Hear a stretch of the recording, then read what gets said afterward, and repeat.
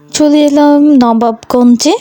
আসলে নবাবগঞ্জে দেখার মতো অনেক জায়গা আছে যেগুলো আপনি 2-3 দিন ঘুরেও দেখে শেষ করতে পারবেন না। তো আমাদের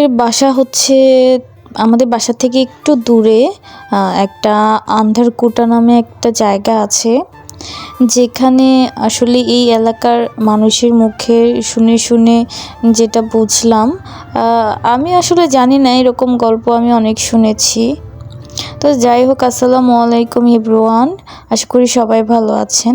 আজকে আমি আপনাদেরকে নিয়ে যাব একটা পরিচিত জায়গা, যেটা আমাদের বাসা থেকে সামান্য একটু দূরে। আসলে আমি এই এলাকায় আসার পর এই জায়গাটায় দুবার এসেছি এই জায়গাটার বিষয়ে আসলে জানার জন্য। আসলে সব এলাকায় কিছু না কিছু রহস্যজনক জায়গা থাকে। তো এই এলাকাও এরকম অনেক জায়গা আছে, আসলে ওটা বলে বোঝানো যাবে না। তো এই জায়গাটা হচ্ছে আন্দারকুটা নামে পরিচিত। এই জায়গায় শুনেছি এক রাতে হচ্ছে জিনেরা এই অন্দরমহলটা তৈরি করেছেন।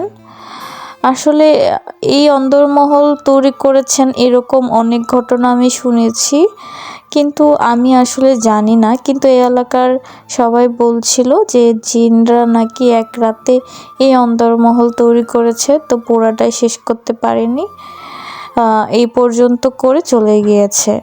এর ভিতরে 70টার মতো আপনার দরজা আছে, ছোট ছোট, খুব খুব। তো এর ভেতরে আসলে যাই নাই, ভেতরে ভয়ানক অন্ধকার, গাটা কেমন শিরশির করতেছিল, তার জন্য হচ্ছে ভেতরে যাওয়া হয় নাই, ভয়ের জন্য। আসলে আমরা মেয়ে মানুষ, হুটহাট ঢোকা যায় না। এলাকার মানুষজন আছে এখানে, দেখা যায় কেউ বাজে ছেলেপেলেরাও থাকতে পারে, তো যার কারণে ভিতরে আর ঢোকা হয় নাই। বাহির থেকে এই সৌন্দর্যটা দেখছিলাম আর ভাবছিলাম এটা না জানি কত শত বছরের পুরনো একটা বাড়ি। জানি না এই বাড়িতে কে থাকতো, আদৌ সত্য কিনা, জিনরা তৈরি করেছে কিনা।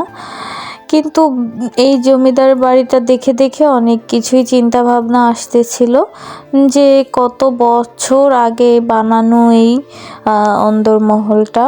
আসলে এখানে কি ঘটনা ঘটেছে এলাকার মানুষ এরকমভাবে বলতে পারে না, কিন্তু অনেকেই বলে যে এটা নাকি জিনরা তৈরি করেছে। সো আপনাদের কাছে কেমন লাগছে দেখেন, এগুলো কত শত বছর পুরনো, পরিত্যক্তভাবে পড়ে আছে।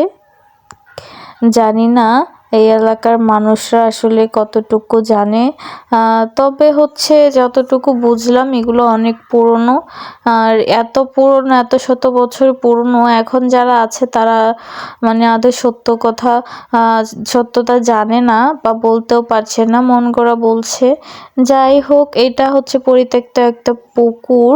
তো বাড়িটা এরকম ভাবে পড়ে আছে, এখানে কেউ থাকে না, আশেপাশে মানুষজন আছে, তারাই থাকে, কিন্তু এই বাড়িটা খুবই পরিত্যক্তভাবে পড়ে আছে।